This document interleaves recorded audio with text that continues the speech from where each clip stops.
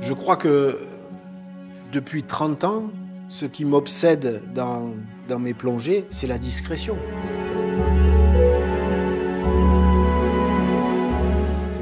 Comment passer inaperçu dans le monde sous-marin, que Cousteau a appelé le monde du silence, mais pas le silence parce qu'il n'y a pas de bruit, le silence plutôt parce qu'on n'entend rien, parce qu'il y a un brouhaha, un bruit de fond, parce que n'importe quelle petite action se traduit par du bruit qui va très très vite et très très loin sous l'eau.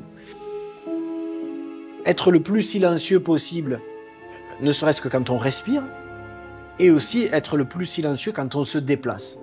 Voilà pourquoi je suis venu ici.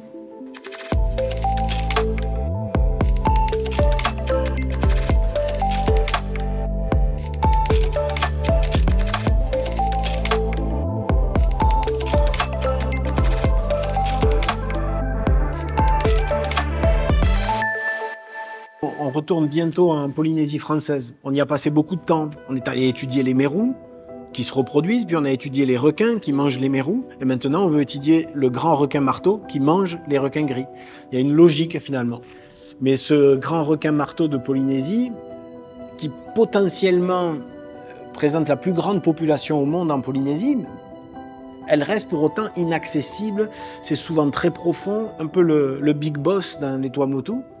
Et pour autant, il est extraordinairement farouche, timide, furtif, très difficile à approcher. Donc il faut qu'on est en train de préparer ça. Comment s'approcher de cet animal qui est rare, furtif, qui a peur du moindre bruit, qui en plus est très profond. Voilà, ça fait beaucoup de difficultés. C'est pour ça qu'on est ici, pour trouver des solutions.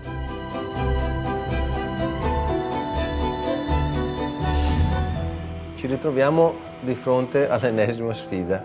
Questa volta un gruppo di scienziati ci ha contattato perché deve realizzare un'impresa quasi impossibile. Applicare alla pinna dorsale di uno squalo molto timido, che è anche raro, un sensore che gli consenta di capirne i movimenti, capirne le abitudini e fare degli studi scientifici. Il problema è che questo squalo è molto timido e quindi è difficile da avvicinare e il rumore è praticamente impossibile da produrre.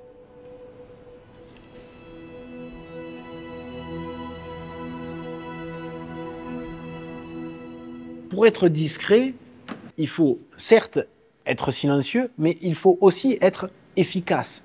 C'est-à-dire que tout doit être bien rangé, très facilement accessible. Et il se trouve qu'on va utiliser, pour ce projet sur le grand requin marteau, des arbalètes sous-marines, des fusils de chasse sous-marine. Attention, on n'est pas devenus des chasseurs sous-marins, on va pas tuer des grands requins marteaux. Voilà. Mais en fait, ces arbalètes vont nous servir à faire deux choses. Poser des balises sur les grands requins marteaux et aussi faire des prélèvements d'ADN sur les marteaux. It's very important to make the right shoot because what we understand is that if you shoot at 4 meters. Donc il faut qu'on soit prêt avec des arbalètes assez puissantes pour pouvoir tirer de loin. Et donc il faut aussi que Marco me trouve une solution pour transporter cette arbalète quand je vais me déplacer très très vite sous l'eau. Il faut que cette arbalète soit en bonne position. Voilà, il ne faut pas que j'aille la chercher, qu'elle traîne derrière moi et qu'elle fasse des turbulences. Voilà. Tout ça, c'est très contradictoire. Mais je suis sûr que Marco, l'ingénieur, va trouver des solutions.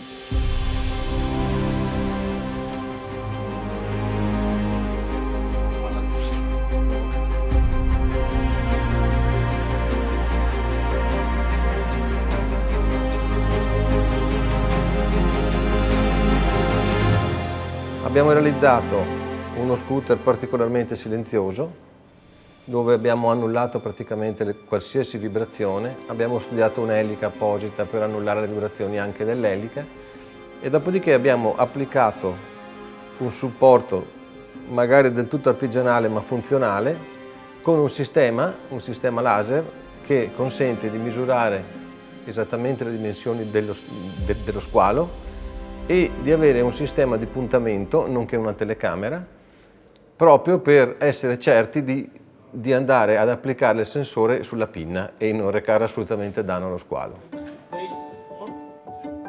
Donc voilà, finalement, cette nouvelle expédition Gombessa autour du grand requin marteau, eh ben, comme d'habitude, ça démarre par un défi technique et souvent ces défis techniques, ils ne commencent pas sous l'eau.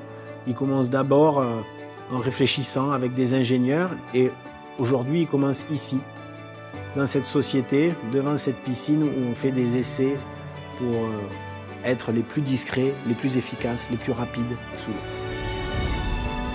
Quando si presentano da noi gli scienziati e si presentano con alle volte delle idee che potrebbero sembrare completamente assurde, completamente prive di significato, ma in realtà loro riescono a portarci delle emozioni e delle passioni che ci fanno crescere e ci fanno sviluppare continuamente delle cose che poi riusciamo comunque ad applicare sui prodotti che commercializziamo. Solo in questa maniera e con la passione e col sacrificio anche, perché credetemi, tanto sacrificio, e solo in questa maniera si riesce ad essere completamente integrati nel prodotto e nel capire realmente le esigenze che il prodotto ha. Regarde les scooters qui passent. J'ai même pas vu passer tellement ça arrive.